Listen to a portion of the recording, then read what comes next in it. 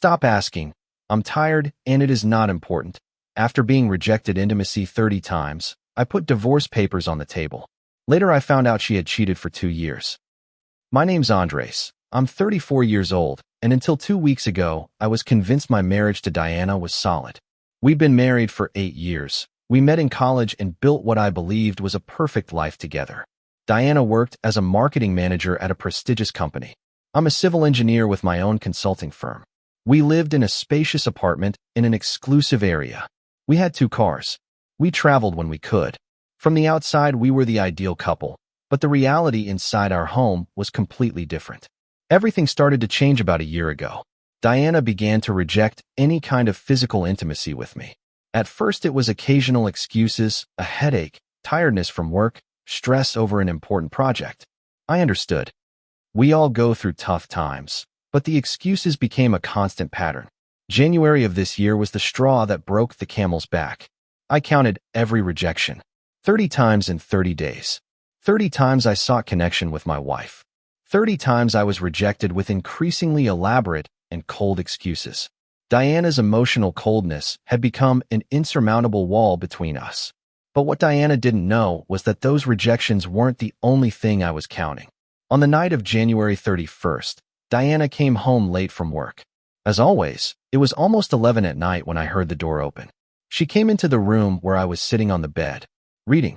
She looked at me with that expression I had learned to recognize. Feigned tiredness, calculated disinterest. I'm exhausted, she said before I could even greet her. It was a terrible day at the office. I'm going to take a shower and go to sleep. I didn't say anything. I just nodded and went back to my book. I heard her moving around the bathroom, the sound of running water. 20 minutes later, she came out in her pajamas and got into bed with her back to me, as she had done for the last 30 nights. I waited 5 minutes, then closed my book, got up and turned on the main light in the room. Andres, what are you doing? Diana protested, covering her eyes with her arm. Turn that off. I want to sleep. We need to talk, I said with a calmness that surprised me. It's midnight now, Andres. Whatever it is can wait until tomorrow. No, it can't wait, and it's definitely not going to wait until tomorrow. Something in my tone must have alerted her, because she sat up in bed looking at me with a frown. What's wrong? She asked with a touch of irritation in her voice. I took my phone out of my pocket and opened a notes app. On the screen was a detailed list. Diana squinted trying to see what it was. This, I said, showing her the screen. It's a log of every time you rejected me this month. 30 times, Diana. 30. She blinked, confused at first. Then her expression hardened. You're keeping a log? Seriously, Andres. That's sick. A wife isn't an obligation. I don't owe you intimacy just because we're married. You're right. I nodded. You don't owe me intimacy, but I don't owe you a marriage where I feel rejected, humiliated, and completely ignored either. How dramatic. Diana scoffed, lying back down again. If you're so dissatisfied, solve your problems like an adult, not by making lists like a spiteful teenager. I've already solved them, I said in a calm voice. That got her attention. She sat up again. What do you mean by that? I walked to my side of the bed and took a manila envelope from the nightstand drawer. I tossed it onto her legs. What's this? Diana asked, looking at the envelope without opening it. Open it. With slow, almost cautious movements, Diana tore open the envelope and took out the documents inside. I watched as her eyes scanned the first few lines, as her face went from confusion to disbelief. Divorce papers, she whispered. Andres, this is a very tasteless joke. It's not a joke, Diana. They're already signed on my part. They just need your signature. She dropped the papers as if they were burning. Are you crazy? I'm not signing this. You can't just decide to end our marriage because you feel rejected. I can, and I'm doing it. But if you'd rather we do it the hard way, I also have everything prepared for a contested divorce. You choose. Diana jumped to her feet, the papers falling to the floor. Who are you? What happened to you? What happened is I got tired, I replied. I got tired of being treated like a convenient roommate. I got tired of the emotional coldness, the constant rejections, of feeling invisible in my own marriage. Andres, all marriages go through difficult times. This is temporary. I'm just stressed with work. You've been telling me the same thing for a year, Diana. A whole year. And the worst part is you don't just reject me. You reject everything that it means to be in a relationship. When was the last time we went out together? Just the two of us. When was the last time we had a conversation that wasn't about your work or about who's going to pay what bill? That's not fair. I work long hours to maintain our lifestyle. Your lifestyle? I interrupted her. I know, but I work too, Diana. I also have my business. I also have stress. And yet, I've always been available for you. I've always tried to maintain our connection, but you just stopped trying. She was quiet for a moment, looking at me as if she was really seeing me for the first time in months. We can go to therapy, she said finally, her voice losing some of its previous harshness. We can fix this. I already suggested that 6 months ago. You told me we didn't have time, that it was unnecessary, that you just needed me to be more understanding. Andres, please. I raised my hand to stop her. Diana, this conversation isn't a negotiation, it's not a request. It's a notification. Our marriage is over. I'm just being polite by giving you the option of an amicable divorce. You can't do this. Her voice started to rise. Not after 8 years. You can't just give up. I'm not giving up, Diana. I'm rescuing myself. There's a difference. I saw her process my words, how her brain worked looking for some argument, some way to reverse the situation. Finally, her expression changed to something I recognized. Manipulation, you're being irrational, she said in a softer voice, moving closer to me. I know I've been distant lately, but that's going to change. We can make things go back to how they were. I stepped back when she tried to touch me. No, Diana, you can't turn your affection on and off like a switch when it suits you. You rejected me 30 times this month. 30, and only now that you're seeing real consequences, you suddenly want to make things go back to how they were. But that's not love, Diana, that's control. She froze, her hand still extended towards me. Control, she repeated. I've never controlled you. Not directly, but your emotional coldness has been a form of control. You've kept me waiting, wanting, begging for crumbs of affection while you held all the power in this relationship. That's not true. Then tell me, Diana, when was the last time you kissed me without me initiating the contact? When was the last time you sought me out to spend time together? When was the last time you made me feel wanted, valued, loved? The silence that followed was my answer. Diana sank onto the edge of the bed. She finally seemed to understand that this was real, that I was really ending our marriage. Is there someone else? She asked in a low voice. No, this has nothing to do with another person. It has to do with self-respect, with recognizing that I deserve to be with someone who really wants to be with me. She looked up, tears starting to form in her eyes. I want to be with you, Andres. No, Diana. You want the comfort I represent. You want the financial security, the social status, the convenience of having a husband, but you don't want me. Tears were now streaming freely down her face. But for the first time in months, I didn't feel the urge to comfort her. I had gotten so used to carrying her emotions, while mine were ignored, that seeing her distress now only confirmed I was making the right decision. What's going to happen now? She asked with a trembling voice. That depends on you. We can do this amicably, divide our assets equally, and each go on with our lives. Or we can do it the hard way with lawyers and legal battles. Honestly, I'd prefer the first option, but I'm prepared for either. Diana picked up the papers from the floor with trembling hands. I need time to process this. You have a week to decide if you're going to sign those papers. After that, I'll proceed with a contested divorce. Where are you going to sleep tonight? She asked as she watched me gather some things.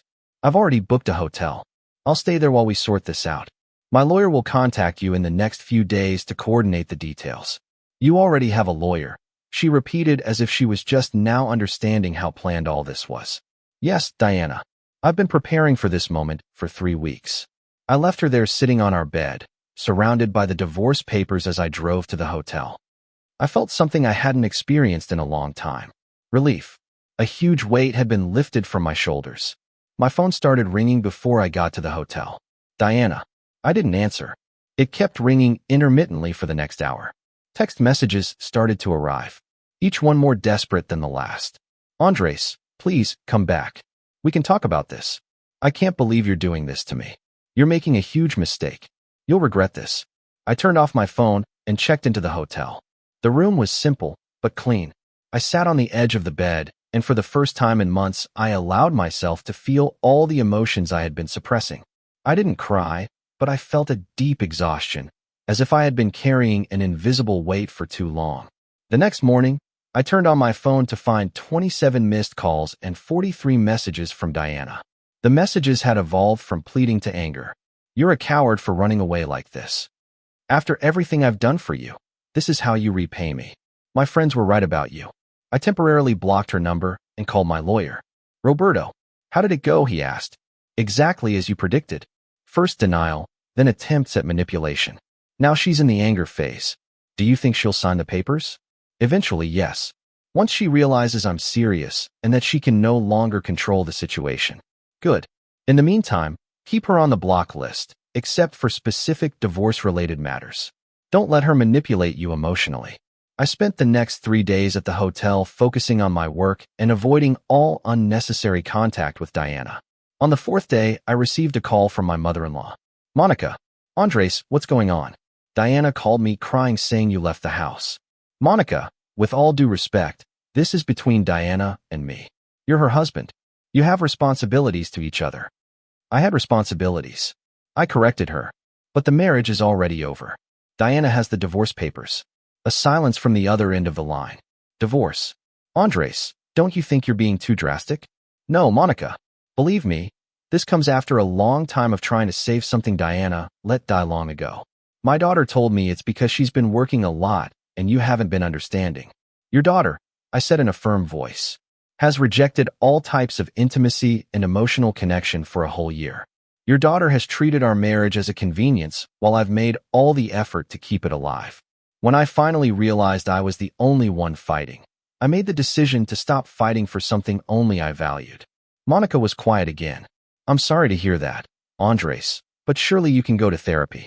I already suggested it. Diana rejected it, just like she rejected all my other attempts to save our marriage. I'm sorry, Monica, but my decision is final. I ended the call feeling a strange mix of guilt and liberation. I knew Diana's family would eventually take her side. That was inevitable, but for the first time it didn't matter as much as I thought it would. On the 5th day after I left, I received a message from Diana. I had temporarily unblocked her number for divorce-related communications. I need to talk to you in person, please. I hesitated for a moment, then replied, we can meet in a public place. Cafe Metropolitano tomorrow at 3 p.m. Can't you come home? No, Cafe Metropolitano or nothing. Okay. The next afternoon, I arrived at the cafe 10 minutes early. I chose a corner table with good visibility, but relatively private. Diana arrived exactly at 3. She looked terrible. Dark circles under her eyes, unkempt hair, wrinkled clothes. It was obvious she hadn't slept well. She sat across from me without saying anything at first, just looking at me as if searching for something in my face. You wanted to talk? I finally said. Andres, please reconsider. This is crazy. 8 years together can't end like this. Diana, they didn't end like this. They ended after a year of emotional abandonment on your part. It wasn't abandonment. Then what would you call it? Because from my perspective, a wife who rejects her husband 30 times in a month, who shows no interest in spending quality time together, who treats her marriage like an annoying obligation, is emotionally abandoning the relationship. She looked down at her hands. I was going through a tough time at work. Diana, we all go through tough times. That doesn't justify treating your partner as if they're invisible. I'm sorry, she whispered. I'm really sorry. I didn't realize how much I was hurting you. And what does that change now? She looked up, tears in her eyes. It changes that I'm willing to do whatever it takes to fix this. Therapy, time together, whatever. Just give me another chance. For a moment, I almost felt sorry for her. Almost. But then I remembered all the nights I spent alone in our bed. All the times I reached for her hand only to be rejected. All the conversations I tried to have, only to be ignored. Diana, do you know what the problem with your apology is? She shook her head. That it only came when you saw real consequences. Not when I asked you for it. Not when I explained how I felt. Only now that you're facing a divorce, you suddenly want to fix things. That's not love, Diana. That's panic about losing control. It's not just control, Andres. I love you. If you loved me, you wouldn't have needed divorce papers to prove it. Tears were now streaming freely down her face. Please, don't do this. Give me a chance to show you I can change. I leaned forward, looking her directly in the eyes. The problem, Diana, is that I shouldn't have to ask you to change. I shouldn't have to beg you for basic affection, for respect, for consideration. Those things should come naturally when you really love someone. And the fact that for a whole year, they didn't come naturally tells me everything I need to know about how you really feel about me. That's not fair. Life's not fair, Diana. And neither was the way you treated me for the last year. I stood up. Have you signed the papers yet? She shook her head. You have 2 more days. After that, my lawyer will proceed with a contested divorce. Your choice. Andres, wait. But I was already walking away from the table. I left her there crying in the cafe as I walked out to my car. I knew it looked cruel, that probably in the eyes of many, I was the villain of this story, but I also knew I had spent too long being the hero in a marriage where no one appreciated my efforts. That night, while I was in my hotel room, I thought about everything I had sacrificed trying to save my marriage, the sleepless nights worrying about what was wrong, the excuses I made up to justify Diana's behavior, the constant self-blame, thinking that if only I were a better husband, more understanding, more patient, things would get better. But I finally understood something fundamental. You can't single-handedly save a relationship that requires 2 people. And Diana had stopped being my partner a long time ago. What I didn't know at that moment was that Diana had a secret that explained a lot of her behavior over the last year. On the 6th day, I received an unexpected call. It was Fernando, my best friend from college, and also a close friend of Diana's. Andres, we need to talk, he said without preamble. If Diana asked you to convince me to go back, save your breath, Fernando. It's not that. Well, yes and no. Look, can we meet? There's something you need to know. Something in his tone put me on alert. What's wrong? Not over the phone, in person. It's important. We agreed to meet at a bar near my hotel that same night. When I arrived, Fernando was already there with 2 beers on the table. He looked uncomfortable, nervous, even. Okay, what's so important? I asked, sitting down. Fernando took a long drink of his beer before speaking. Andres, you've been my friend for 12 years. Diana's my friend too. This puts me in a horrible position, but I think you deserve to know the truth. My stomach tightened. What truth? Diana has been seeing someone from work, a guy named Sebastian, the new marketing director who arrived about 8 months ago. The world seemed to stop for a moment. Despite all the signs, all the rejection, I had never seriously considered that Diana might be having an affair. Are you sure? My voice sounded strangely calm. I saw them together 3 weeks ago. I was at a restaurant with Laura when I saw them come in. They sat at a table in the back very close, very cozy. I thought maybe it was something for work, but the way they looked at each other, Andres, it wasn't professional. Why didn't you tell me sooner? Because I wasn't completely sure. It could have been my imagination. But then Laura told me that a friend of hers who works at the same company has seen Diana and Sebastian out together several times. They have lunch together almost every day. They leave the office late working on projects, and according to office rumors, they're pretty obvious. I took a long drink of my beer, processing the information. Does Diana know you know? I don't think so. When I saw them at the restaurant, I didn't go over, and obviously I haven't said anything to her. Why are you telling me now? Fernando sighed. Because Diana called me yesterday crying, telling me you're insensitive, that you're being cruel and irrational. She asked me to talk to you, to make you understand that she's willing to change, and I couldn't stay quiet knowing she's lying to you. You deserve to know the whole truth before you make any decision.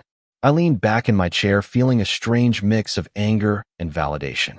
On one hand, it confirmed I was right to end the marriage. On the other, it meant Diana hadn't just rejected and emotionally abandoned me, but she had been directly betraying me. Thanks for telling me, Fernando. What are you going to do? What I was already doing, getting divorced, but now I have one more reason. Are you going to confront her with this? I thought for a moment. No, not yet. First, I need solid confirmation. Your contact at Diana's company. Could she get something more concrete? I can ask, but what for? You've already decided to get divorced. Because if this is going to become a contested divorce, I need all the cards in my hand. Infidelity affects the division of assets in some cases. Fernando nodded slowly. I'll get you what I can. That night back in my hotel, the pieces started to fall into place. The constant rejections weren't just emotional coldness or work stress. Diana had replaced our intimacy with someone else. All those nights she came home late working. All those lunches that were important meetings. All those times her phone vibrated and she left the room to answer. I felt like an idiot for not having seen it sooner, but I also felt something else, absolute clarity about my decision. There was no longer any doubt, no what-ifs. Diana had killed our marriage long before I found the courage to bury it. 2 days later, Fernando sent me a message. I have what you need. Can we meet? We met again at the same bar. This time Fernando brought his laptop. Laura spoke to her friend Natalia, who works on the same floor as Diana. Natalia was willing to help because apparently Diana isn't very well liked at the office. She says she's arrogant and condescending to those she considers beneath her. He opened his laptop and showed me a series of photographs. Diana and a man I assumed was Sebastian in various places. Entering a hotel together mid-afternoon, having lunch with their hands intertwined, kissing in the company parking lot. Natalia took them over the last 2 weeks. She said it was easy because Diana and Sebastian don't even try to be discreet inside the company. Everyone knows about their relationship. I studied the photographs with clinical attention. I didn't feel the heartbreaking pain I would have expected. Instead, I felt something close to relief. Now I had irrefutable evidence that I had made the right decision. Can you send me these photos? I already have them on a USB for you, said Fernando, handing me a small drive. Andres, I'm so sorry, man. I never thought Diana was capable of this. Neither did I, but at least now I know I'm not crazy. That the rejections, the emotional coldness, it all had a reason. What's next? Now I wait. Tomorrow is the deadline I gave Diana to sign the papers. If she doesn't sign them, this is going to get interesting. The next day, at exactly 9 in the morning, my phone rang. It was my lawyer, Roberto. Andres. Diana just called my office. She wants to meet with me to discuss terms. She says she's not going to sign the papers as they are. What terms does she want to discuss? She didn't specify, but she said she's entitled to half of everything, including your consulting firm. I smiled humorlessly. Tell her I'm willing to meet, but it has to be at your office with both lawyers present. And Roberto, bring the envelope I left you last week. The one with the photographs. Exactly. It's time for Diana to see I have cards to play too. The meeting was scheduled for 2 days later. I arrived at Roberto's office half an hour early. He was waiting for me with coffee and a serious expression. Are you sure you want to do it this way? He asked. Completely sure. Diana is trying to manipulate the situation to play the victim. It's time for her to face reality. Diana arrived on time accompanied by her lawyer, a woman named Claudia Mendez, who had a reputation for being aggressive in divorce cases. Diana looked better than the last time I saw her. Hair done, flawless makeup, business suit. She was projecting the image of a successful and aggrieved professional. We sat on opposite sides of the conference table. Diana didn't look at me directly. Well, Claudia began. We're here because my client considers the terms proposed in the divorce documents to be inequitable. Roberto leaned back in his chair. In what way? To begin with, Diana has contributed significantly to Andres' professional success during their marriage. Her emotional and professional support justifies greater compensation than a simple 50-50 split of the assets. I almost laughed out loud. Emotional support. From Diana, Claudia continued. We also believe that Diana is entitled to a share in Andres' consulting firm, given that it was established during the marriage. The firm was established with capital Andres inherited from his grandfather. Roberto intervened. Capital he received before the marriage. Diana has no legal claim on the company, but it grew during the marriage and Diana's support was fundamental to that growth. What support specifically? Asked Roberto, looking directly at Diana. She finally spoke. Her voice sounded firm, but I could detect the underlying nervousness. I was there during all the difficult times, when Andres worked late, when he had problems with clients, when the business almost went bankrupt in the second year. I supported him emotionally. I kept our home running. You kept our home running. I interrupted her. Diana, we had a housekeeper and I paid for her. What home did you keep running exactly? Andres, Claudia began, but Roberto stopped her. My client has the right to speak. Please, continue, Andres. I leaned forward, looking directly at Diana. For the last 8 years, I worked to build my consulting firm from scratch. There were times I worked 18-hour days, times I didn't know if I'd be able to pay the next month's bills. And yes, Diana was physically present. But emotional support? Diana, most nights you came home so late, I was already asleep. Most weekends you were at your company events or with your friends. I don't remember a single time in the last 3 years that you sat down with me to talk about my work concerns. That's not true, isn't it? Okay, tell me then, Diana, what was the name of the client who almost sued me 2 years ago for a construction issue? She blinked, confused. I don't remember exactly. And the project I won last year that doubled my company's revenue. Can you even tell me what type of building it was? Silence. You can't because you never cared enough to pay attention. I continued. You never cared about my work, except when you needed me to pay for something. This is ridiculous. Claudia intervened. Marital support isn't measured in memorized details. You're right, Roberto said calmly, but infidelity does affect the division of assets. The atmosphere in the room changed immediately. Diana turned pale. What? She whispered. Roberto opened the envelope that had been in his briefcase and took out several photographs, placing them carefully on the table for everyone to see. The images of Diana and Sebastian in various compromising situations. These photographs were taken over the last 3 weeks. Roberto explained.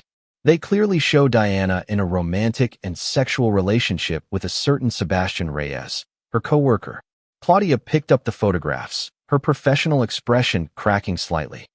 Diana was completely white, her hands trembling. This is, Diana stammered. Evidence of adultery. I completed the sentence. Yes, it is. Andres, I can explain. I don't need explanations, Diana. The pictures speak for themselves. Claudia was quickly reviewing the photographs, her body language showing she knew Diana's position had just been significantly weakened. These could be misinterpreted, Claudia tried, but without much conviction. Misinterpreted. Roberto held up a specific photo. This is a photo of your client kissing another man in her company's parking lot. How exactly is a passionate kiss misinterpreted? Diana stood up abruptly. I need a moment, she said, her voice breaking. She quickly left the conference room. Claudia followed her after muttering an apology. Roberto and I were left alone in the room. That was more dramatic than expected, Roberto commented. She didn't expect me to know. She probably thought she could play the abandoned wife card and get more than she deserved. Now the question is, what are they going to do? With this evidence, a judge isn't going to be favorable to her demands. 15 minutes later, Diana and Claudia returned. Diana had been crying, her makeup smeared, but there was something else in her expression. There was a hardness I hadn't seen before. Fine, Claudia said, her tone now much more professional and less combative. In light of this new information, my client is willing to reconsider her terms. Reconsider or accept the original terms? Roberto pressed. Claudia looked at Diana, who nodded almost imperceptibly. Diana is willing to sign the divorce documents with the 50-50 division of marital assets, excluding Andres's consulting firm, under one condition. What condition? I asked. Diana finally spoke, her voice hoarse. That these photographs are not made public. That this remains confidential. I understood immediately. She didn't care about the divorce itself. She cared about her reputation. Your reputation is worth more than admitting what you did. I asked. Andres, please, you've already won. You've already destroyed our marriage. Don't destroy my career too. If these photos become public, my company. Sebastian is married. This could ruin both our careers. There it was. Sebastian was married. Diana hadn't only betrayed me. She was also complicit in destroying another marriage. Does his wife know? I asked. Diana shook her head, fresh tears running down her cheeks. So you not only betrayed me, you're helping this guy betray his family. It's not that simple. Yes, it is, Diana. It's exactly that simple. But you know what? Your morality is no longer my problem. I looked at Roberto. What's your legal advice? Legally, we can use these photographs in a contested process. But if Diana is willing to accept our original terms without a fight, it would be quicker and less expensive to accept her condition of confidentiality. I thought for a moment. Part of me wanted to expose Diana completely. I wanted her to face public consequences for her betrayal. But another part, the more rational part, knew that dragging this out would only hurt me. I accept the confidentiality condition, I said finally, but with an additional clause. If Diana speaks publicly against me, if she tries to damage my reputation or my business in any way, all confidentiality protections are void and the photographs can be used as I see fit. Claudia looked at Diana, who nodded quickly. Acceptable, Claudia said. And I want the divorce finalized in 30 days, I added. I'm not dragging this out for months. We'll do our best, Claudia replied. Roberto quickly prepared a modified document with the new conditions. Diana signed it with trembling hands, avoiding my gaze the whole time. When we were done, Diana stood up quickly, clearly wanting to get out of there as soon as possible, but she stopped at the door and turned to me. Andres, I'm sorry. I'm really sorry. I looked at her expressionlessly. Are you sorry you betrayed me, or are you sorry you got caught? She didn't answer, just walked out of the office with Claudia following her. Once they were gone, Roberto leaned back in his chair. Well played. You got exactly what you wanted without having to go to trial. I don't feel like I've won anything, I admitted. But you protected your assets and your business, and you freed yourself from a toxic marriage. That counts as a victory in my book. That night, back in my hotel, I received a message from Fernando. Laura told me that Natalia told her that Diana came to the office today crying. She locked herself in the bathroom for an hour. Sebastian has apparently been avoiding her. What happened? I briefly told him about the meeting. Wow. Do you think Diana told Sebastian about the photos? Probably. And he's probably terrified his wife will find out. What a mess. How do you feel about it? It was a good question. How did I feel? Honestly, Fernando, I feel relieved, sad about how everything ended, but relieved to finally know the whole truth. For months, I thought there was something wrong with me, that I wasn't a good enough husband. Now I know the problem was never me. It was never you, man. Diana is the one with problems, and eventually she'll have to face them. After hanging up with Fernando, I sat on the balcony of my hotel room, looking at the city lights. For the first time in months, maybe years, I felt at peace. It wasn't the peace of happiness, but the peace of clarity, the peace of knowing I was making the right decision. My phone vibrated with a new message. Diana, please, don't hate me. I never wanted to hurt you. I just lost my way. Sebastian made me feel special, valued, things I hadn't felt in a long time. I read the message twice. Part of me wanted to reply.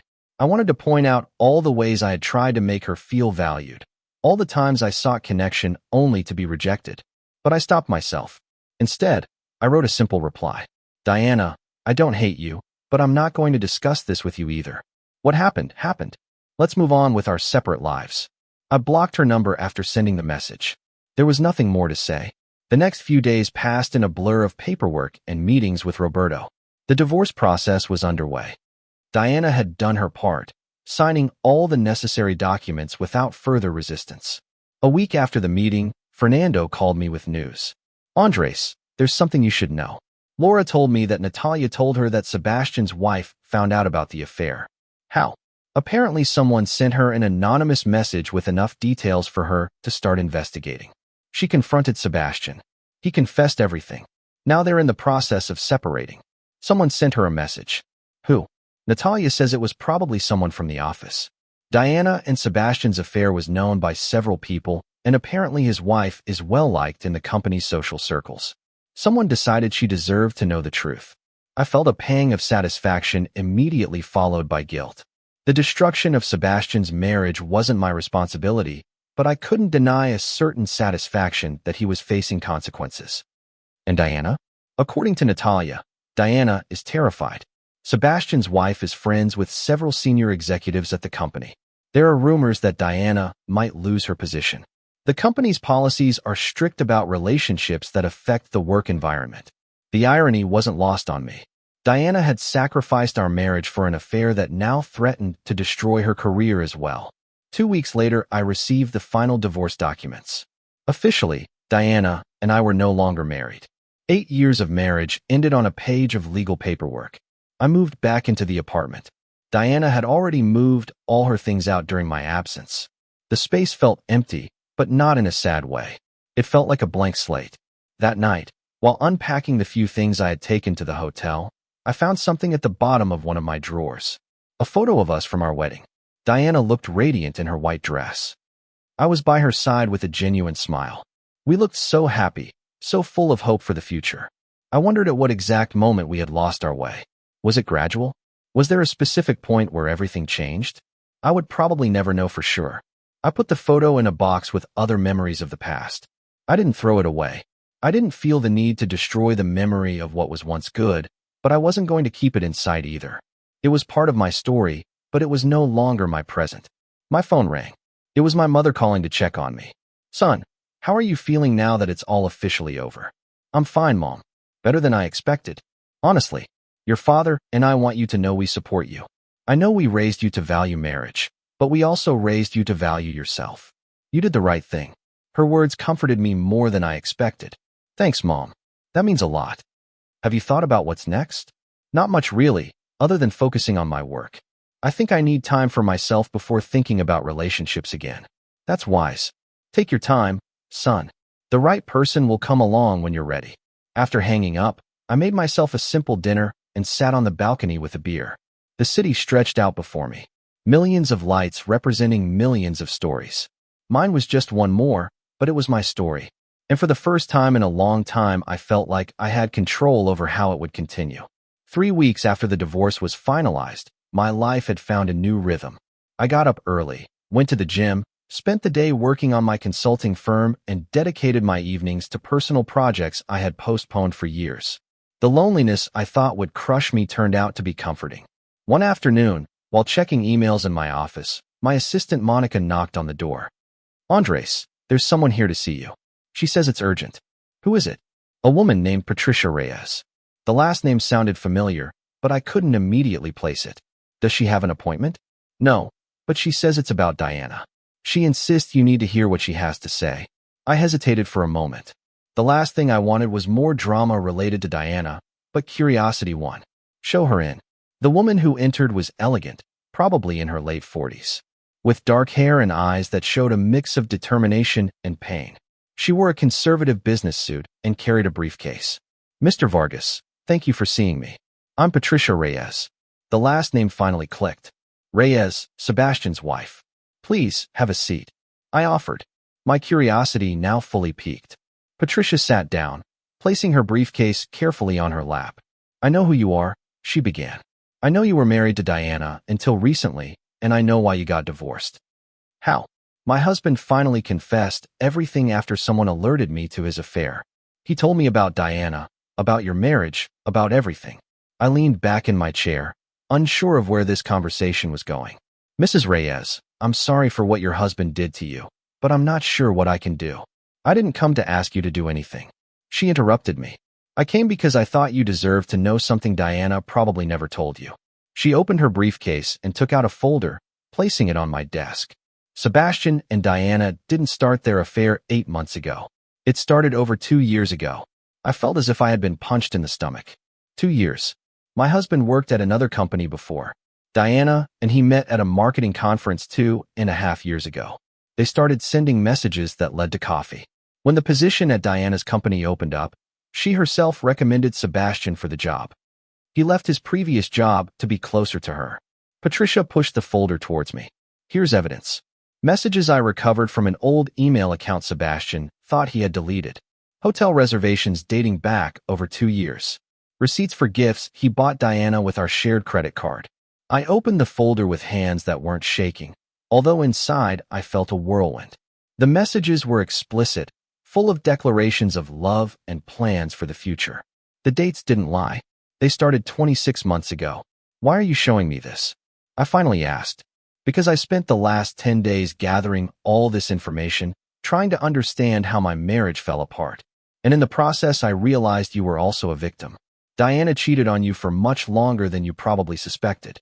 I thought you deserved to know the whole truth." I studied the documents. It all made sense now.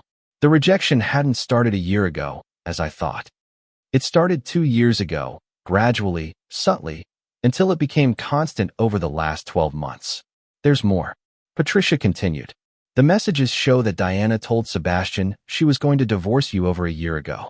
She promised him she would end her marriage to be with him, but she kept postponing it. Why?"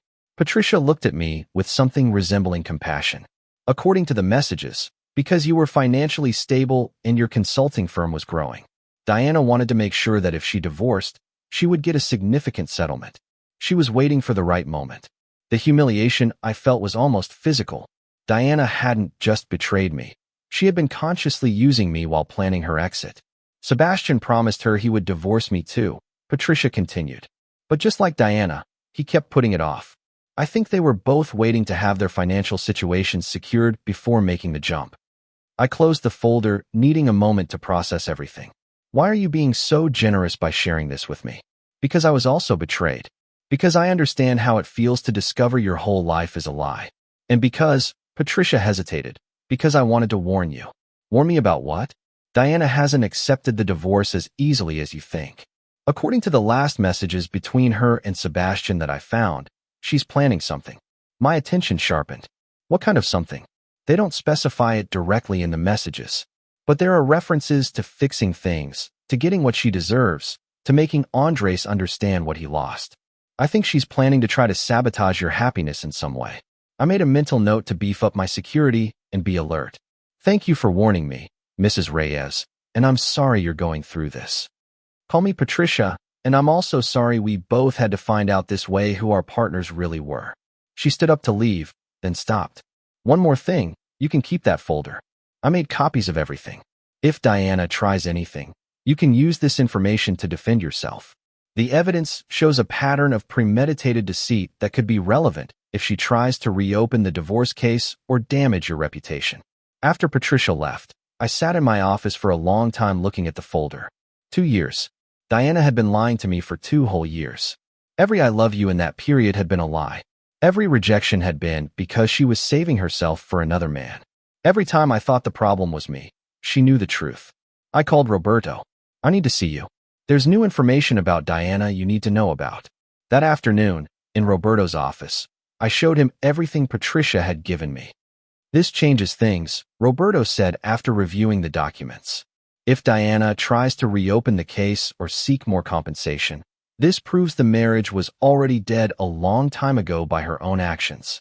Can I do anything legally with this now? Not right now. The divorce is finalized.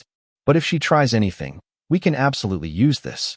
And Andres, this evidence also protects your future assets. If Diana ever tries to claim you built your consulting firm during a happy marriage and that she deserves part of it, this proves she had abandoned the marriage while your business was growing. Do you think she'll try something? Based on what you told me about Patricia's warning, I'd be prepared. People like Diana, when they feel they've lost control, sometimes do desperate things. He was right. A week later, the problems began. First were anonymous calls to some of my clients, hinting that my consulting firm was facing financial problems and they should consider other providers. 2 clients called me directly to verify, concerned. Then someone created a fake social media profile using my name and photo, posting inappropriate content. I had to contact the platforms to get them taken down and clarify with my professional contacts that it was fake. Finally, I received a notification that someone had tried to access my company's systems using old credentials. Our IT team managed to block the attempt, but it was clear someone was trying to cause damage. I had no direct proof it was Diana, but the coincidences were too many. I called Roberto. It's time to use the information Patricia gave me. I want to send a cease and desist letter to Diana, warning her that if these incidents continue, I'll make all the evidence of her 2-year affair public. Roberto prepared the letter, including enough specific details for Diana to know we had solid evidence. We sent it by certified messenger. The response came 2 days later. Diana called from an unknown number. I didn't answer, but she left a voicemail. Andres, it's Diana. I got your lawyer's letter. I don't know what you're talking about. I haven't done any of the things you're accusing me of. But if it's what you need to believe to feel better about destroying our marriage, go ahead. I just want you to know that Sebastian and I are together now officially. We're going to be happy in a way you and I never could be. I hope you find that happiness too. Someday. The tone was condescending, almost triumphant, as if being with Sebastian was some kind of victory. I didn't reply to the message. The incident stopped after that letter. Either Diana was scared off by the legal threats or she had gotten what she wanted, making sure I knew she had won by ending up with Sebastian. The ironic thing was I didn't care. Sebastian could have Diana. Eventually, he'd be the victim of the same pattern of manipulation and betrayal I had experienced. Patricia had told me that Sebastian had already started to distance himself from Diana now that their affair was public and had cost him his marriage. Apparently, the romance was more exciting when it was a secret. 2 more months passed. I focused completely on my work and rebuilding my life. Fernando and Laura regularly invited me to dinner, making sure I didn't completely isolate myself. Gradually, I started going out more, reconnecting with friends I had neglected during my marriage. One night, at a dinner party hosted by Fernando, I met Gabriela. She was an architect. She worked for a firm that occasionally collaborated with my consulting firm. We had exchanged professional emails before, but we had never met in person. She was smart, funny, and refreshingly direct. When Laura tried to play matchmaker in an obvious way, Gabriella laughed. Laura, I appreciate the effort, but I think Andres just got out of a marriage. Probably the last thing he wants is to be pushed into another relationship. Exactly. I agreed, grateful for her honesty. Although, Gabriella continued with a smile. If you ever just want to grab coffee and complain about the disappointments of modern love, I have plenty of my own stories to share. It was the perfect opening, no pressure, no expectations, just the possibility of human connection. That sounds good, I said. How about next Tuesday? We started seeing each other casually. Coffee turned into lunch. Lunch into an occasional dinner. Gabriella had been in a long relationship that ended when she found out her partner had been lying about fundamental aspects of his life. We shared the pain of betrayal, but also the determination not to let it define us. You know what's the worst part? Gabriella told me one night over dinner. It's not the pain of the betrayal itself. It's the way it makes you doubt your own judgment. You wonder how you didn't see it coming, what signs you missed, if you ever really knew the person you were with. Exactly. I nodded. I spent months questioning myself, wondering what I could have done differently. But eventually you realize the answer is nothing. You can't control someone else's actions. You can only control your own. Her perspective was refreshing. There was no drama, no games, just honesty and mutual respect. 3 months after meeting Gabriella, I received an unexpected call from my former mother-in-law, Monica. Andres, I know you probably don't want to hear from me, but I need to talk to you. Monica, with all due respect, I don't think we have much to talk about. It's about Diana. Please, just listen to me for 5 minutes. I sighed. Okay, 5 minutes. Diana is. She's not well. After her relationship with Sebastian became public, things got complicated at her work. They moved her to a minor position, basically a demotion disguised as a restructuring. Sebastian ended the relationship a month ago when his wife threatened to make the affair public during their divorce proceedings. Diana has been, well, she's had episodes, panic attacks, depression. She's missed a lot of work. Her therapist says she's having a hard time processing everything she's lost. I felt a pang of something. Not exactly pity, but not satisfaction either. I'm sorry to hear that, Monica, but I don't know what you want me to do. Nothing. I just wanted you to know that Diana is sorry. She's truly sorry for everything she did to you. She's been in therapy trying to understand why she sabotaged her marriage that way. Remorse is good, Monica. I hope it helps her grow, but that doesn't change anything between Diana and me. That chapter of my life is closed. I know, and I'm not asking you to reopen it. I just wanted you to know that not everyone in Diana's family thinks you did something wrong. I've spent a lot of time reflecting on how we raised Diana, on the values we instilled in her. I think we failed to teach her to value what she had instead of always looking for something more. I appreciate you telling me that, Monica. Diana will have to find her own way now, just like I found mine. After hanging up, I sat thinking about that conversation. Part of me felt sorry for Diana. She had played with fire and gotten burned. But another part, the part that had been deeply hurt by her actions, felt she was facing the natural consequences of her decisions. That night, during dinner with Gabriella, I told her about the call. How does it make you feel to know she's suffering? She asked. Conflicted, I admitted. I don't wish Diana ill, but I can't carry the responsibility for her pain either. She made choices that hurt me deeply. Now she has to live with those consequences. That's very mature. Many people in your situation would feel satisfaction or want revenge. I don't have the energy for that anymore. Revenge requires you to stay emotionally connected to the person. I just want to move on. Gabriella took my hand across the table. You know, when we met I could still see the pain in your eyes, but lately I see something different. Peace. She was right. At some point in the last few months, I had stopped carrying the weight of my failed marriage. I had stopped wondering what if, and had started focusing on what's next. Speaking of moving on, I said, there's something I've been wanting to ask you. Yes? This thing we have, these dinners, these conversations, what is it to you? Gabriella smiled. Honestly, it started as two hurt people finding comfort in shared experiences, but it's become something more, at least for me. For me too, I admitted. I'm not sure I'm ready to call it a formal relationship yet, but it doesn't have to have a label. She interrupted me. We can just let it be what it is. Two people enjoying each other's company, supporting each other, and seeing where it goes naturally. It was exactly what I needed to hear. No pressure. No unrealistic expectations. just the possibility of something real built on honesty and mutual respect. That night, as I drove home, I thought about how different my life was now compared to 6 months ago. I had lost a marriage I thought would last forever, but I had gained something more valuable: self-knowledge, strength, and the ability to recognize my own worth. The 31st rejection. When I decided to reject the marriage, instead of accepting another rejection from Diana, it had been the turning point, not just of the end of my marriage, but of the beginning of a new life where I would no longer accept less than I deserved. And while the future with Gabriella was uncertain, one thing was clear. I would never again allow someone to make me feel the way Diana made me feel. I would never again accept crumbs when I deserved the whole feast. My phone vibrated with a message from Gabriella. "Thanks for tonight. I love our mutual honesty. Sweet dreams." I smiled as I replied. "Me too. Sweet dreams, Gabriella." It was a small beginning, but it was my beginning, and that made it perfect. 6 months after my divorce, my life had taken a course I never imagined during those dark days at the hotel. My consulting firm had grown significantly, winning 3 major contracts that solidified our reputation in the industry. Gabriella and I had naturally evolved into a serious relationship built on completely different foundations than my marriage with Diana. It was a Saturday afternoon when everything changed again. Gabriella and I were in my apartment. She was working on some blueprints while I reviewed proposals for a new project. My phone rang with an unknown number.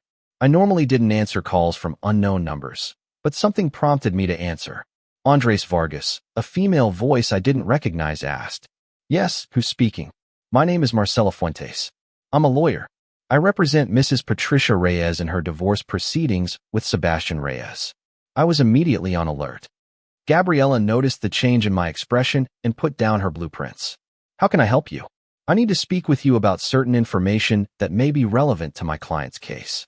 "Could we meet?" "What kind of information?" "I'd prefer to discuss it in person." "Would you be available on Monday morning?" Something in her tone made me agree. We agreed to meet at her office on Monday at 10 a.m. After hanging up, I explained the situation to Gabriella. "Do you think it has to do with Diana?" she asked. "Probably. I don't see what other connection I could have with the Reyes divorce." Monday came quickly. Marcela Fuentes' office was in a sleek building downtown. Her assistant showed me into a conference room where Marcela was already waiting along with Patricia Reyes. "Mr. Vargas, thank you for coming," Marcela said, shaking my hand. "You know my client." Patricia greeted me with a nod. She looked thinner than the last time I saw her, with dark circles that spoke of sleepless nights. "I'll be direct," Marcela began once we were all seated. "During Patricia's divorce proceedings, we have uncovered information that involves Diana, and that we believe also affects you." She opened a folder and took out several documents. 3 weeks ago, during the discovery phase of the divorce, we obtained full access to Sebastian's bank and credit accounts. We found something disturbing. She slid the first documents towards me. They were bank statements. For the last 2 years, Sebastian has been transferring significant amounts of money to an account under Diana's name. We're talking about approximately $250,000 in total. I felt as if the air had been sucked out of the room. "What?" I managed to say. "There's more," Marcela continued. "We also found that Diana opened an investment account with that money, an account that, according to our findings, she planned to use to secure her future after divorcing you." Patricia spoke for the first time. "Andres, I think both you and I were victims of a much more elaborate plan than we thought. Diana and Sebastian weren't just having an affair, they were actively planning to leave their marriages, but only after securing enough capital." Marcela took out more documents. "We found emails between Diana and Sebastian, specifically discussing how to maximize what they would get from their respective divorces. Diana mentioned waiting until your consulting firm reached a certain value. Sebastian talked about transferring assets before Patricia could claim them in a divorce." I leaned back in my chair, trying to process the magnitude of what they were revealing. "Why are you telling me all this?" "Because," Marcela said, "the money Sebastian transferred to Diana was marital money, money that belonged to both him and Patricia. And since those transfers occurred while you were still married to Diana, that money should have also been considered a marital asset in your divorce." "But my divorce is already finalized," I pointed out. "It can be reopened under certain circumstances," Marcela explained. specifically if it's discovered that one party concealed significant assets during the process. $250,000 definitely qualifies as significant. Patricia leaned forward. Andres, I'm not asking you to do this for me, but I thought you deserved to know that Diana not only betrayed you emotionally, she also robbed you financially. That money Sebastian gave her should have been disclosed during your divorce. Marcella continued. If you decide to proceed with this, we can file a motion to reopen your divorce case based on concealment of assets. Diana would have to return half of that money to you and potentially face additional penalties for fraud. It would also substantially help Patricia's case, as it would prove that Sebastian deliberately diverted marital assets. I was silent for a long moment, weighing my options. I need to talk to my lawyer before making any decision. Of course, Marcella said, pushing a folder towards me. Here are copies of all the evidence we've gathered. Your lawyer can review it. That afternoon I met with Roberto. His reaction upon seeing the documents was shock, followed by professional anger. This is fraud, Andres. Clear and direct fraud. Diana hid $250,000 during your divorce. But do I really want to reopen all this? Get into another legal process with Diana? Roberto took off his glasses and looked at me directly. Normally I'd tell you to move on with your life. But this isn't about revenge or resentment. This is about justice. Diana legally, morally robbed you. And beyond the money, setting a precedent here could prevent her from doing the same to someone else in the future. How strong is the case? Very strong. We have bank documentation, emails showing deliberate intent to conceal assets, and the fact that Diana never disclosed this account during discovery in your divorce is a clear violation. A judge won't take it well. How long would it take? With evidence this clear, probably 3 to 4 months. Diana might try to settle once she sees we have all this documentation. That night, I talked to Gabriella about the situation. What do you really want to do? She asked me. Honestly, part of me just wants to forget it, to move on with my life. But another part of me is tired of Diana not facing real consequences for her actions. Her relationship with Sebastian ended. Yes, she had some problems at work, but she basically walked away from the marriage with $250,000 she stole. That's not right. Then do it, Gabriella said simply. Not for revenge. Do it because it's the right thing to do. Because if you don't face this now, you'll always wonder if you should have. She was right. The next day, I instructed Roberto to proceed with the motion to reopen the divorce case. 2 weeks later, Diana was formally notified. According to Roberto, her lawyer Claudia called almost immediately after receiving the documents. They want to negotiate, Roberto informed me. Diana is willing to return the money if we don't make the fraud public. How much does she want to return? Half of the $250,000, which would be $125,000, plus legal fees. And if we don't accept? Then we go to court, where we'll most likely win not only half the money, but possibly all of it, plus penalties for fraud, but it also means more time, more stress, and everything becoming public. I thought carefully about my options. Tell her I accept under 2 conditions. 1. I want the full amount of $125,000 plus legal fees paid in 30 days. 2. I want a signed confession that she deliberately concealed assets during our divorce. That confession will remain sealed unless Diana ever tries any legal action against me again or publicly defames my name. Roberto smiled. That's brilliant. You're basically putting a permanent leash on her. The negotiations took another week. Finally, Diana accepted the terms. The day we signed the agreement, she insisted on being present. We met again at Roberto's office. Diana looked very different from the woman I married, thinner, with stressed lines around her eyes, dressed less ostentatiously. Claudia was by her side, looking professional but tired. The documents were signed in silence. Diana kept her head down during the whole process, but just before she left, she looked at me directly. Andres, can I talk to you in private? Just for a minute. I looked at Roberto, who nodded. We stepped out into the hallway. What do you want, Diana? I just wanted to tell you I'm sorry. I know I've said it before, but this time I mean it. I'm not just sorry I got caught. I'm sorry I did this to you, all of it. Why now? Why after everything that's happened? Because I've finally had to face who I really am. The therapy, losing Sebastian, losing my position at work, and now this. It finally forced me to look in the mirror, and I don't like what I see. Diana, I appreciate the apology. I really do, but it doesn't change anything. I know. I'm not asking it to change anything. I just needed you to know that I finally understand the damage I caused. Not just to you, but to Patricia, to her family, to everyone around us. There was something in her voice, a sincerity I hadn't heard before. It didn't absolve her actions, but at least it sounded genuine. I wish you the best, Diana. I hope you find a way to be a better person. You too, Andres. And just so you know, I saw on social media that you're with someone. You look happy. I'm happy for you. We stood there in uncomfortable silence for another moment. Then Diana turned and left. It was the last time I saw her in person. The money arrived exactly 30 days later. $125,000 plus $50,000 in legal fees. I deposited it into my savings account with no immediate plans to spend it. I didn't need it, and somehow spending it felt like accepting something from Diana I didn't want. A few weeks later, over dinner, Gabriella asked me an unexpected question.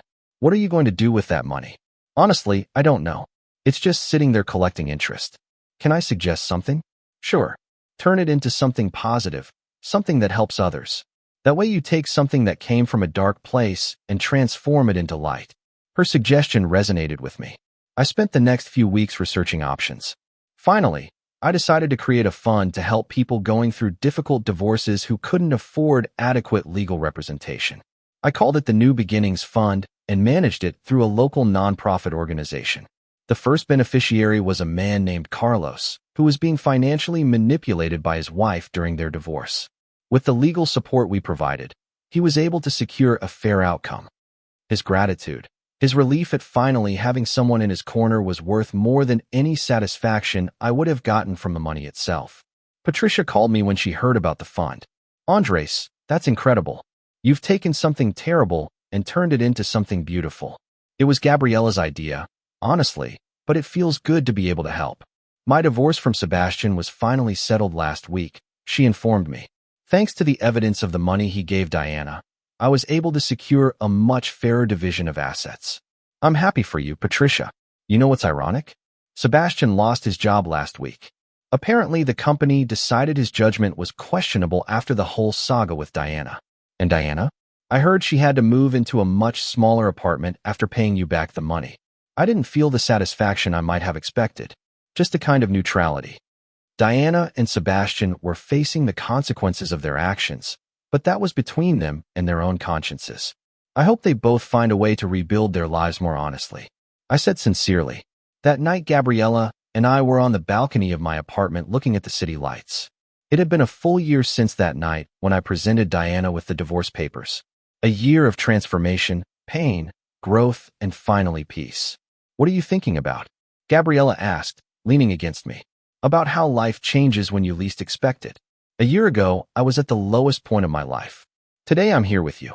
My business is thriving, and I've found a way to turn pain into purpose. Do you ever regret how you handled everything? I thought carefully before answering. I don't regret leaving. I don't regret getting divorced. If anything, my only regret is not doing it sooner. I wasted so much time trying to save something Diana had already destroyed. But you learned from it, and now you're here, stronger and wiser. She was right. Every rejection, every lie, every betrayal had been a lesson. Not lessons I would have wanted to learn that way, but valuable lessons nonetheless. My phone vibrated with an email. It was from the nonprofit organization that managed the New Beginnings Fund. Another person had just applied for assistance. A woman going through a divorce similar to mine, where her husband had hidden assets. We have another application for the fund, I told Gabriella, showing her the email. Are you going to approve it? I'll have Roberto review it first, but probably yes. This is exactly the kind of situation we created the fund for. Gabriella kissed me softly. I'm proud of you, of how you turned something so painful into something that helps others. As I held her, I thought about the 31st rejection, the one that changed everything. In that moment, when I finally said no to a marriage that was destroying me, I had no idea where that path would lead. I didn't know I would find strength I didn't know I had. I didn't know I would meet someone like Gabriella, who would show me what a healthy relationship really is. I didn't know I could turn betrayal into purpose. Life has a strange way of working. Sometimes the end of something painful is just the beginning of something beautiful. And as I looked at the city lights with Gabriella by my side, I knew I had found that beautiful beginning. The chapter with Diana was closed, But my story was far from over. In fact, it was just beginning.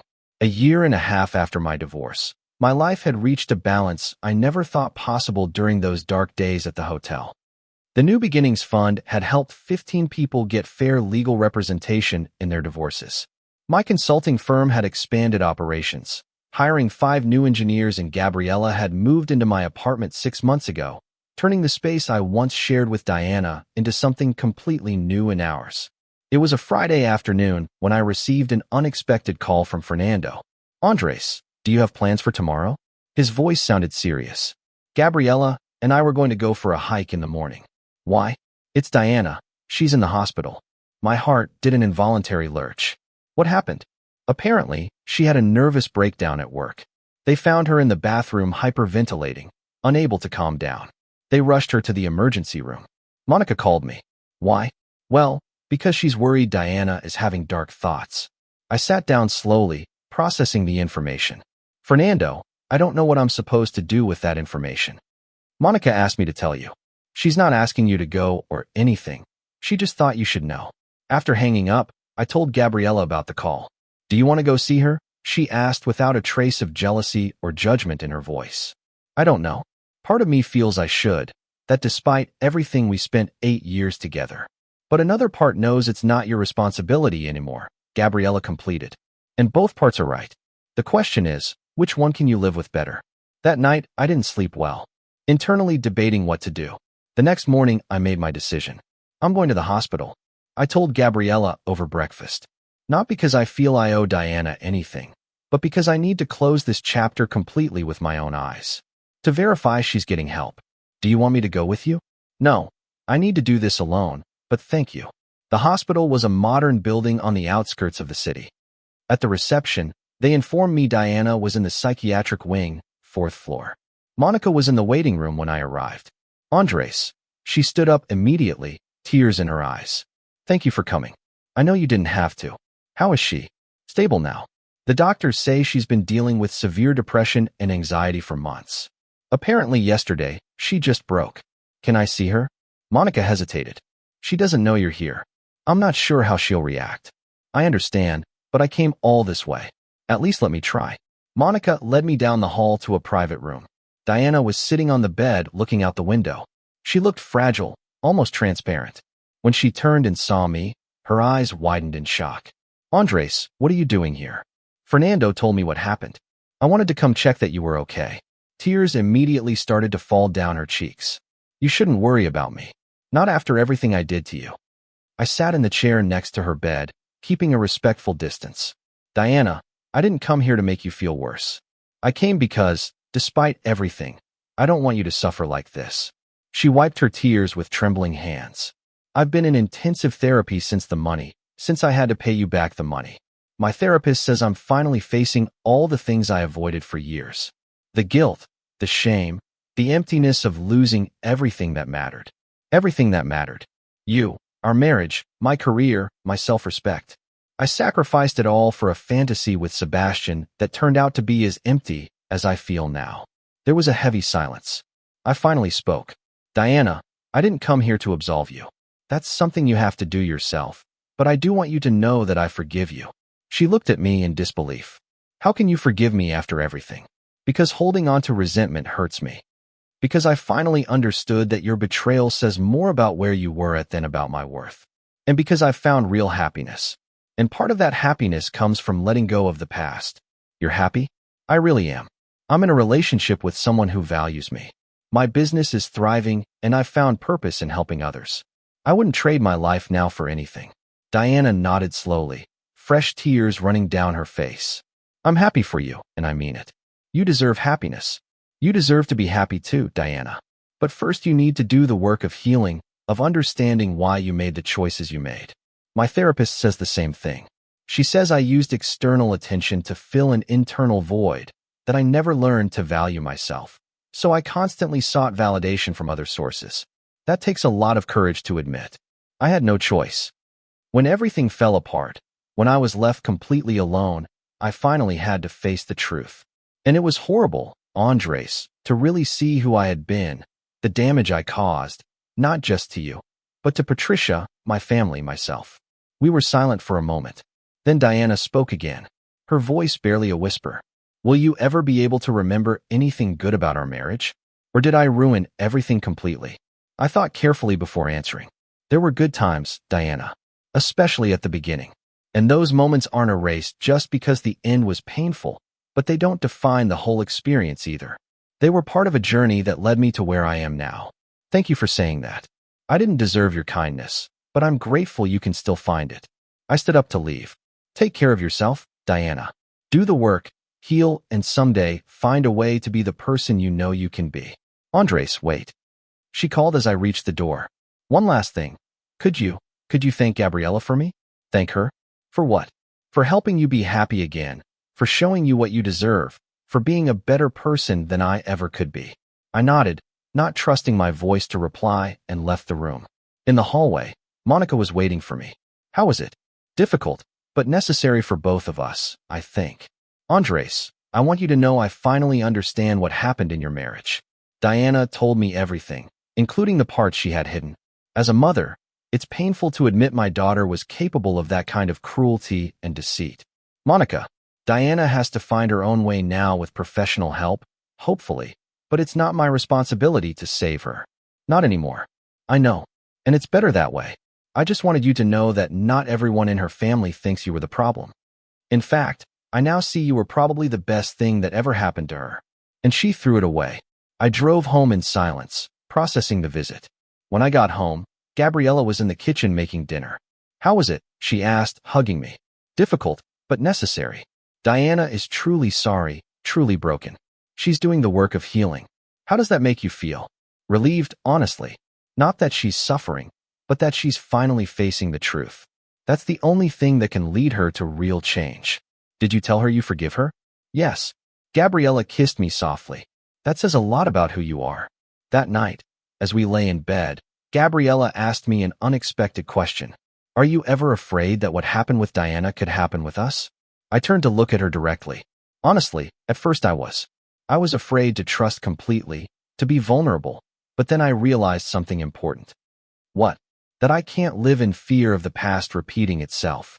I can be aware, I can recognize red flags, I can communicate my needs, but I can't let Diana's betrayal rob me of the ability to love someone else completely. And you trust me completely? Yes. Because you've shown me who you are through consistent actions, not just words. Because when we have conflicts, we face them together instead of pulling away. Because you value honesty as much as I do. Gabriella snuggled against me. You know, when we met, I was scared too. Scared that all men were like my ex. But you showed me that's not the case. So we're even.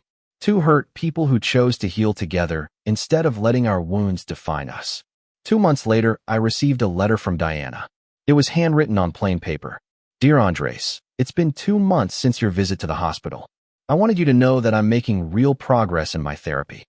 I've been working on understanding the roots of my behavior, on building real self-esteem instead of depending on external validation.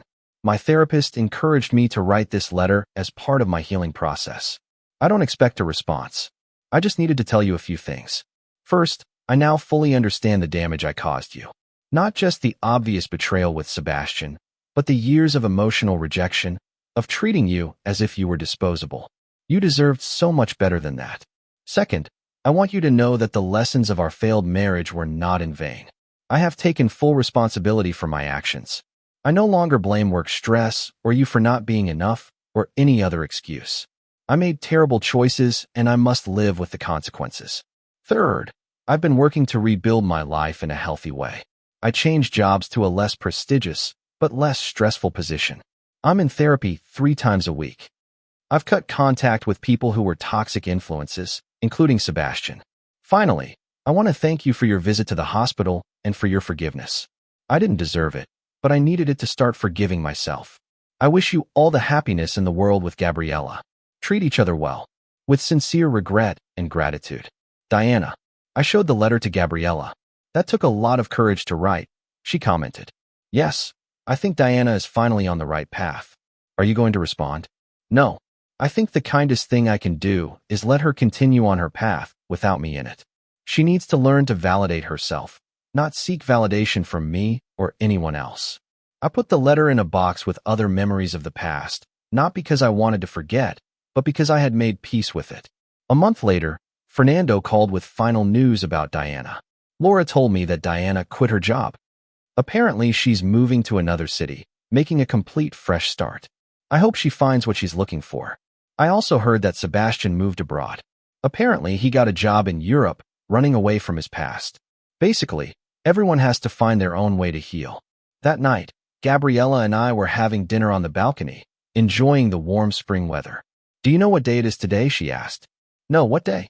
"It's exactly 2 years since you gave Diana the divorce papers." I paused, surprised it was the anniversary. I hadn't marked it down. "That's good. It means you no longer define your life by that moment." "You're right. Before, every month, I remembered exactly how much time had passed. Now I just live." Gabriella raised her wine glass. "I propose a toast to new beginnings, to healing, to finding each other." We clinked glasses. "To new beginnings," I repeated. As we drank, I thought about how much had changed since that night when I counted the 31st rejection and decided it was enough. I had gone through unimaginable pain, betrayal, humiliation, but I had also found strength I didn't know I had, purpose I had never imagined, and love I never thought I deserved. Diana was on her own journey now, one that I hoped would lead her to true peace.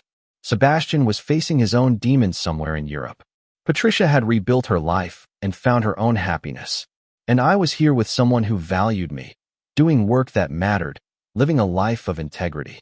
The 31st rejection had been the turning point, but not because it broke me, but because it freed me. Gabriella interrupted my thoughts.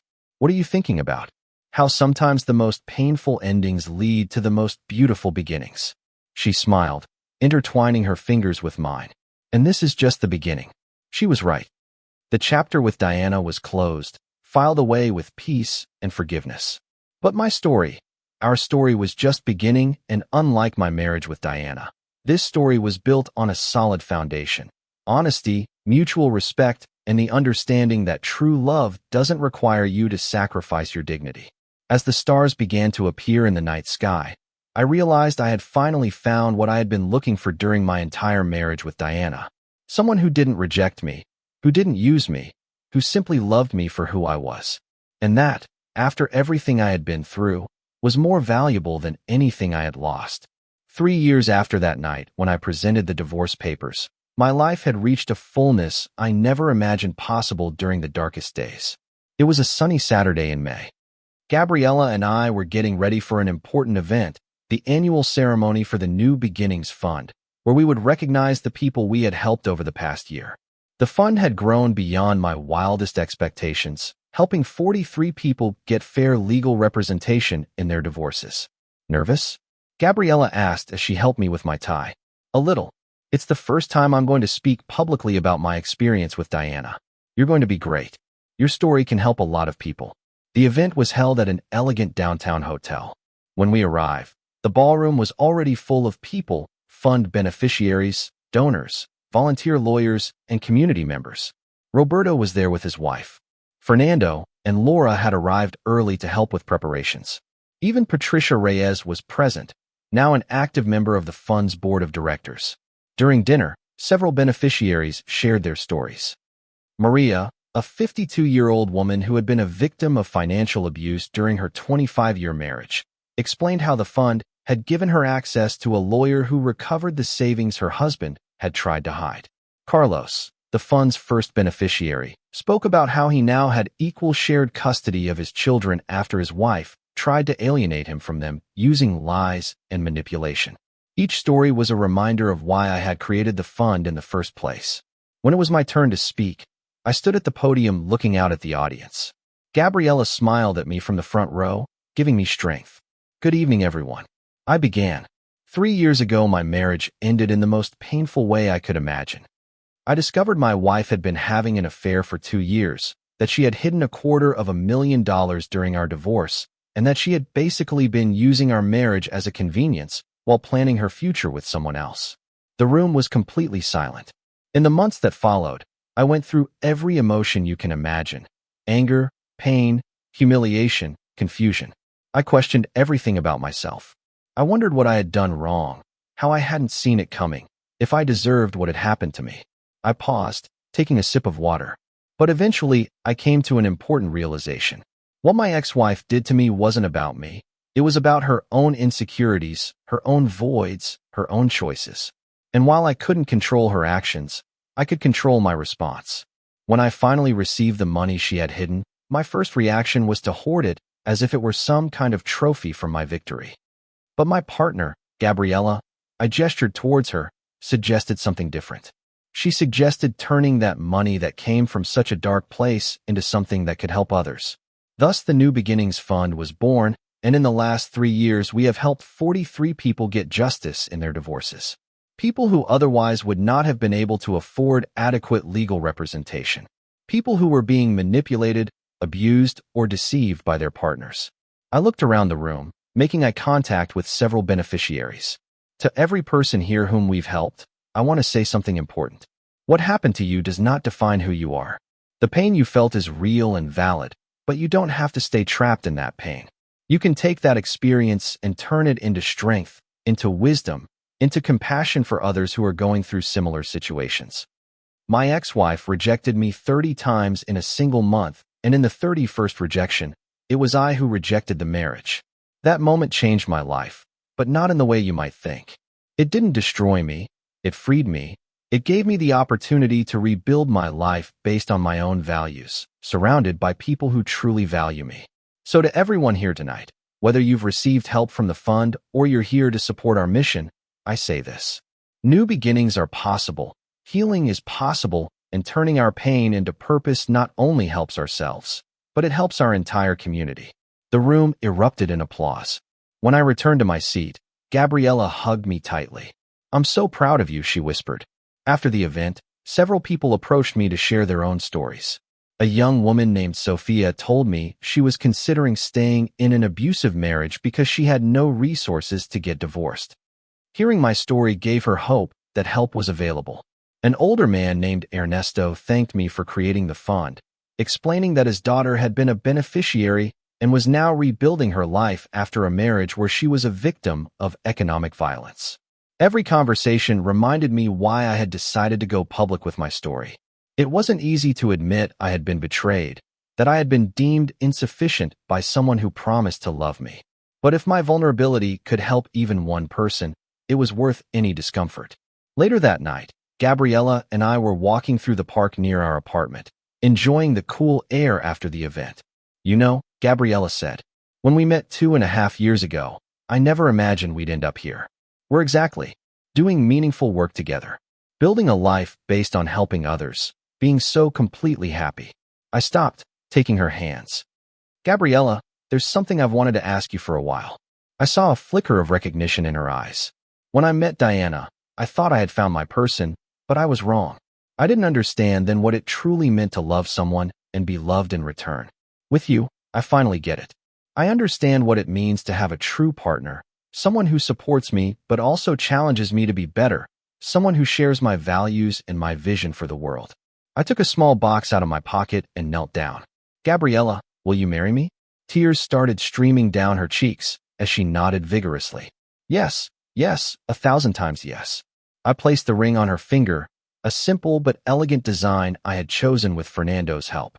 And we hugged as the moon shone down on us. "I love you," she whispered. "I love you too, and this time I know exactly what that means." 6 months later, Gabriella and I got married in an intimate ceremony with only our closest friends and family. It wasn't ostentatious or elaborate, it was perfect. During the vows, I promised to love her, respect her, and never take her for granted. I promised to communicate when I was struggling instead of pulling away. I promised to be her partner in everything, her equal, her support. When Gabriella made her vows, she promised the same things, but added something that made me cry. "I promise to always remind you of your worth, especially in the moments when you forget. I promise you'll never have to guess where you stand with me, and I promise I will never reject your love, your presence, or your heart." I knew that last promise was a direct reference to what I had lived through with Diana, and it meant everything to me. Fernando, who was my best man, gave a memorable toast. I've known Andres for over 15 years. I saw his marriage with Diana, I saw his pain when it ended, and I've seen his transformation since then. Gabriella, you not only brought joy back to my friend, you showed him what it means to be truly loved. And Andres, you showed Gabriella that not all men are like her ex. Together you've created something beautiful, not just in your relationship, but in the impact you have on the world. Cheers to love, to new beginnings, and to never giving up hope of finding your true person. As we toasted, I looked around the room. Roberto was there with his wife. Patricia was there with her new partner, a gentle man who treated her with the respect she deserved. Maria, Carlos, Sophia, and several other beneficiaries of the fund were present, celebrating not only our union, but also the community we had built together. My mother came up to me during the reception, tears in her eyes. Son, I'm so happy for you. This is the partner you always deserved. Thanks, Mom. You know, when you divorced Diana, I worried you'd never trust and love again. But watching you now with Gabriella, it's like watching you be reborn. She was right. I had been reborn, not from the ashes of my failed marriage, but through the hard work of healing, of growing, of consciously choosing to turn pain into purpose. A week after the wedding, while Gabriella and I were on our honeymoon in the mountains, I received an unexpected email. It was from an address I didn't recognize, but the subject said from Diana. For a moment I considered deleting it unread, but curiosity won. Dear Andres, this letter comes through my therapist because I still respect the boundaries you set of no direct contact. I heard about your marriage to Gabriella. I want you to know I'm genuinely happy for you. You deserve all the happiness in the world. I also want to share that I've made significant progress in my healing. I moved to another city 2 years ago. As you probably know, here, away from everything familiar, I was finally able to do the real work on myself. I'm in a relationship now, something slow and healthy with someone who helps me be a better person. It's not passionate or dramatic like my relationship with Sebastian was. It's stable, respectful, honest, and for the first time in my life, that feels like enough. More than enough, it feels right. I can never undo the damage I caused you, but I can make sure I never repeat those patterns, and I can live my life in a way that honors the painful lessons we both learned. I heard about the New Beginnings Fund and the incredible impact it's had. The fact that you took your pain and turned it into help for others tells me everything I need to know about who you really are. You were always the better person in our relationship. It just took me losing everything to see it. I don't need or expect a response. I just wanted you to know that I'm okay, that I'm doing the work, and that I wish you and Gabriella a life full of the real happiness you build together. With peace and gratitude, Diana. I showed the email to Gabriella. How does it make you feel? She asked. At peace. It seems she's finally found her way. And I'm happy for her. Are you going to respond? I don't think so. The greatest gift I can give her is the space to continue healing without me. She's okay. I'm okay. That's enough. Gabriella nodded, kissing me softly. You're a good man, Andres Vargas. As we watched the sunset over the mountains, I reflected on the journey that had brought me to this moment. I had been rejected 30 times. On the 31st rejection, I had found the courage to reject something that was destroying me. That moment of bravery had led to everything else, the divorce, the pain, but also the growth, the New Beginnings Fund, meeting Gabriella, and finally finding a happiness I didn't even know was possible. Diana had thought I'd never have the courage to leave. She had been wrong, and in her mistake, she had unknowingly gifted me the freedom to find my true path. Now, 3 years later, I could see the whole experience with clarity. It wasn't just a story of betrayal and pain. It was a story of transformation, of resilience, of choosing to turn the worst experiences into catalysts for positive change. The 31st rejection hadn't been the end of my story. It had been the beginning. And what a beautiful beginning it had turned out to be. Have you ever had to choose your dignity over a relationship that was destroying you? Have you turned your pain into something that helps others? I'd love to read your experiences in the comments. Thanks for joining me on this journey. If this story resonated with you, don't forget to leave your like and subscribe to the channel. Your support means everything and motivates me to keep sharing these stories of overcoming and new beginnings. Remember, you deserve love that doesn't require you to sacrifice your dignity. You deserve a partner who chooses you every day, not just when it's convenient. And if you're in a situation where you constantly feel rejected or belittled, you have the power to choose something different. New beginnings are possible. Healing is real, and your story doesn't end with betrayal or pain. It's just beginning.